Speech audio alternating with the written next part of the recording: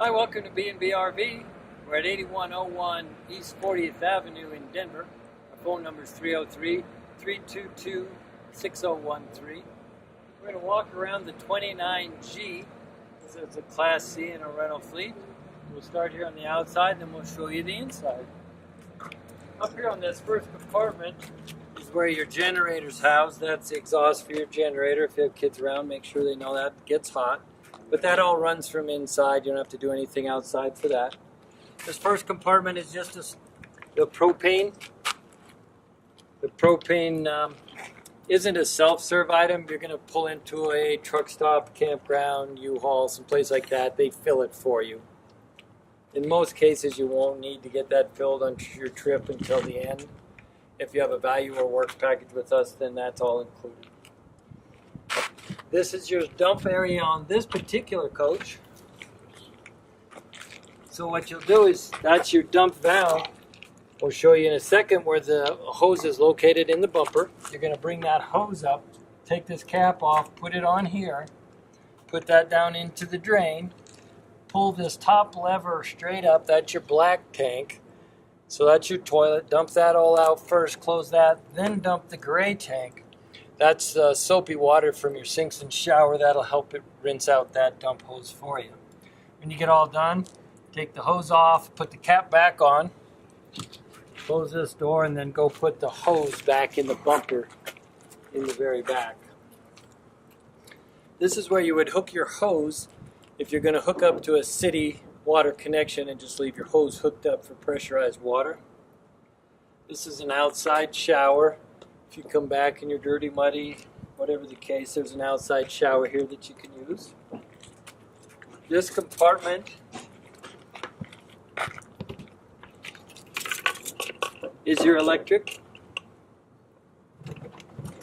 So what you're going to do is you're going to pull this cord out. You'll take the end of this cord and you're going to plug it in at the campground. Where you plug this in, there's also a breaker. You want to make sure that that breaker is on at the campground too, so that you have electricity. You can tell if you have electricity inside the coach by looking at the microwave. If there's lights on the microwave, you know then that you've got some electricity. If not, then you'll need to check your connection or check that breaker at the campground. This unit, when you're done at the campground, you just put the cord back in. You don't have to plug it in inside, just put the cord in and lock that compartment. This is a connection for cable TV if you're going to be at a campground with cable. It uses regular unleaded fuel. Nothing special, but it is gasoline. This is the large storage compartment in the rear of this coach. So on your trip, you're going to see that we include leveling blocks and 4 camp chairs.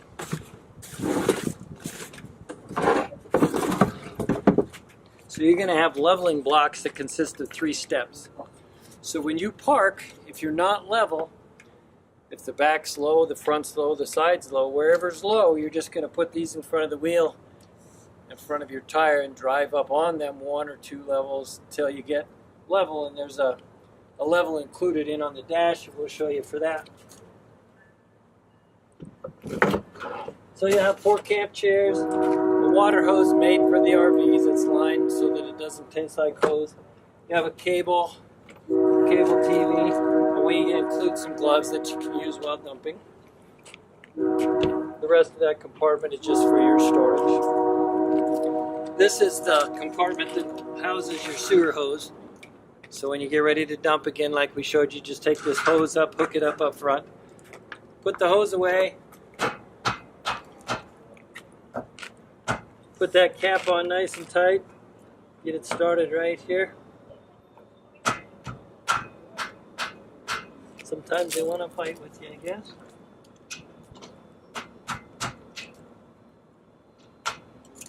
Let's get that cap on. We'll go walk around to this side of the coach. The ladder we use, every time it comes and goes, we're going to get on that roof and inspect the roof and make sure everything's okay. It's really not for use unless it's an emergency. It's very slippery up there if it gets wet, and it's not a patio for you to put furniture or anything up top. Over on this side of the coach, We've got this rear compartment, which is storage. Just another extra storage compartment for you. This large compartment is no access, so that's just a closed off compartment. Out here you will have 2 outlets. If you have your generator on or you're plugged into electricity, these outlets will provide electricity out here in your patio area. You have an awning that'll come out for your patio area. You do not want to leave that awning out. So unless you're out here sitting under the awning and enjoying the campsite, you'll want to have that in anytime you're out away from the RV. This front compartment is also a no access compartment. And then this is another storage compartment up front. These can be really handy for muddy shoes or anything right here by the door when you're kind of coming and going. This one does have outside speakers that will be hooked up to the inside audio system. The door does have 2 locks, has a handle lock and a deadbolt lock, as well as the outside a handle lock and a deadbolt lock. Then come on into the inside. Okay, this is the inside of our Model 29G. Up here on the left you'll see that you have a button for heated mirrors, so in the winter time that will heat your mirrors. This is the remote control to adjust your mirrors. The one feature that's built into these coaches is this tow haul button on the end. So as you're going up the mountains, you get steep enough, this will start to slow down. At about 40 to 45 miles an hour, it's going to shift down. When it shifts down, just push this tow haul button in, and then it will keep from shifting up and down, allow you to just drive up the mountain. Leave that in as you come back down. As you're coming down that mountain, if you're still going faster than you want, just tap the brakes twice and it will shift down again for you. That way you don't have to brake. You don't want to be doing a lot of braking coming down the mountains. You got a couple of charging places up here to charge phones, etc. You don't want to put too big of a device on those. They're about a 5 amp fuse and it is your starting battery. So you have 1 battery for your car, 2 separate batteries that run the house, because most everything in the house runs off the batteries. The only thing that doesn't is your air conditioner, your microwave, and your outlets. And that's the only thing you need electricity for, or the generator. This has a backup camera. You can turn it on while you're driving to see what's behind you, or anytime you put it in reverse, that backup camera is going to come on for you. We include a level so that as you're parking, you'll want to be level. It's nicer sleeping level, but you also need to be level for your fridge.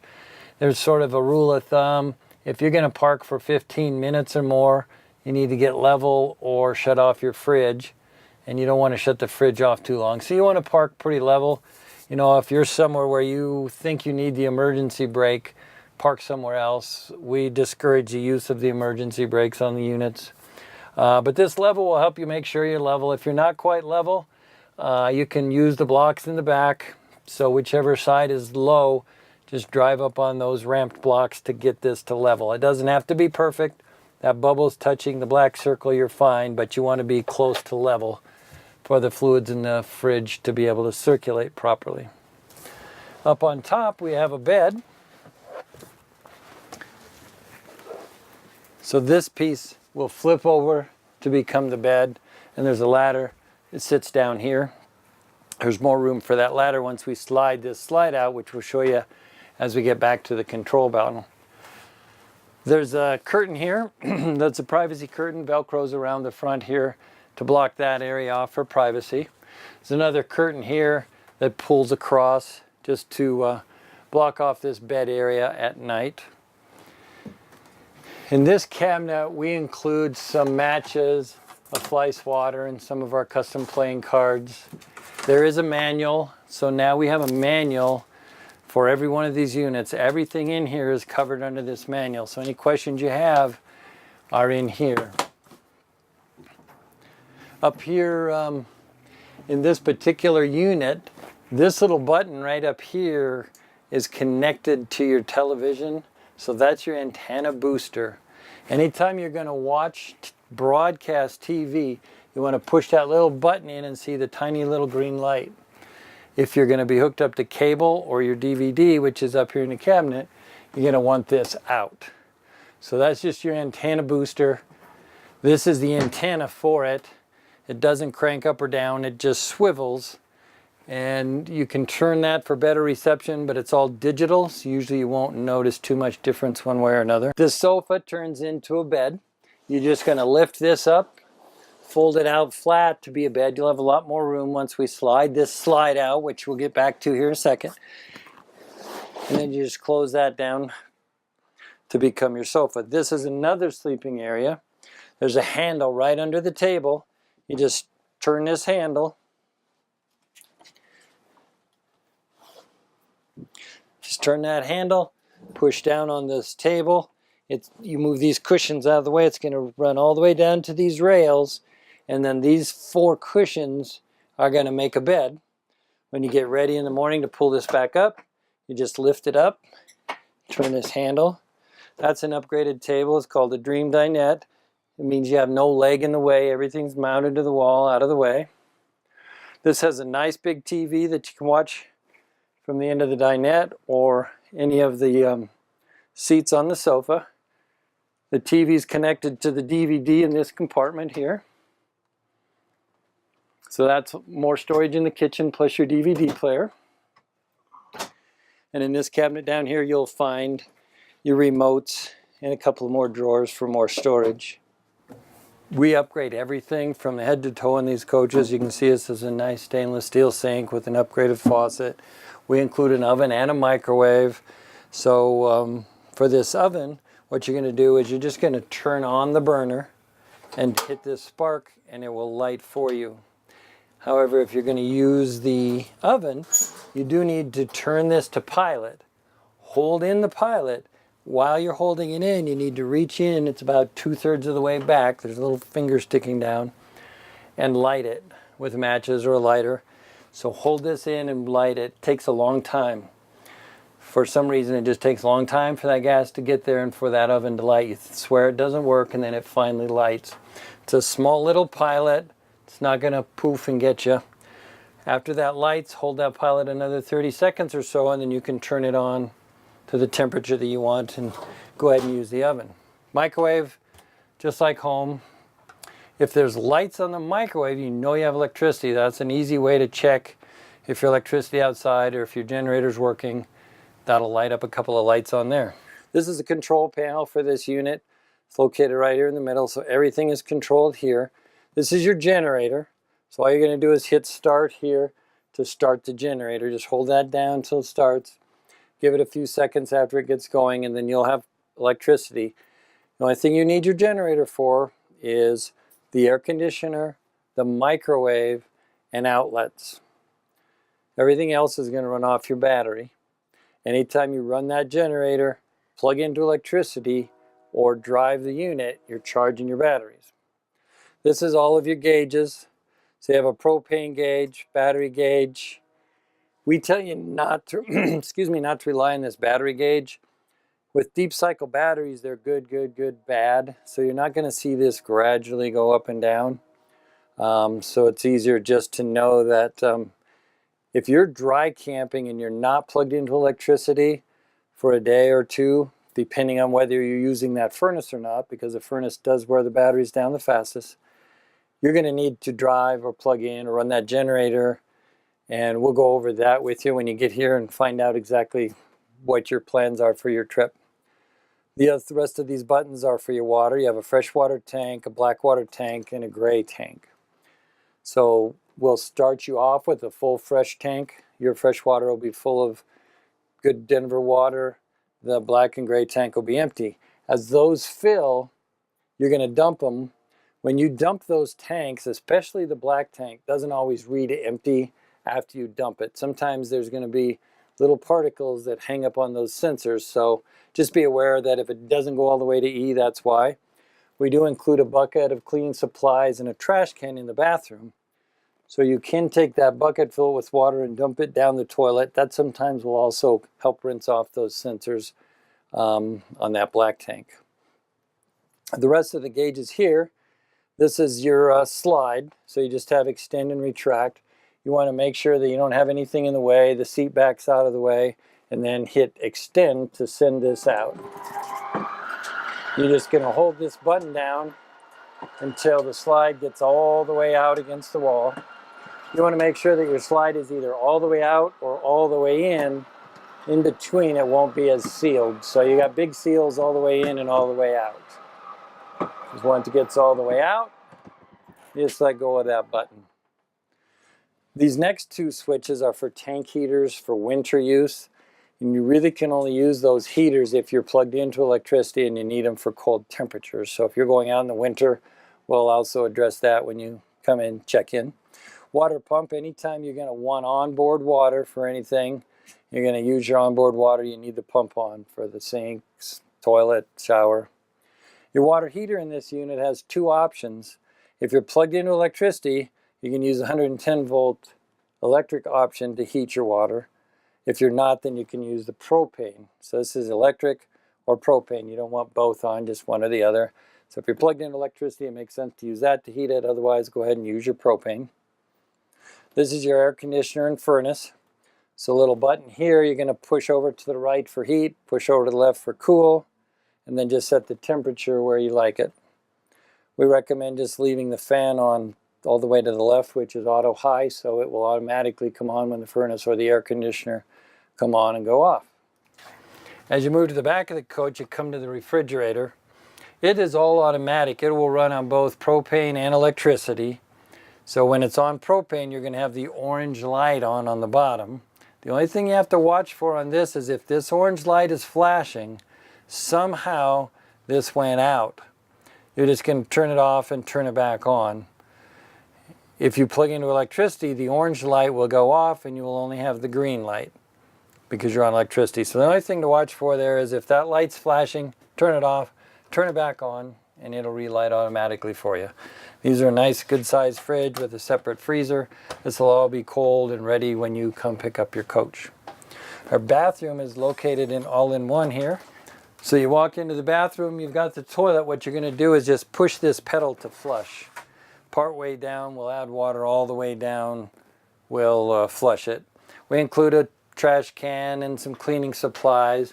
Your shower head's going to have an on and an off so that you can save water, get wet, shut it off, soap up, rinse off, and use a little less water while you're out. We're going to include toilet paper and chemical in here for you.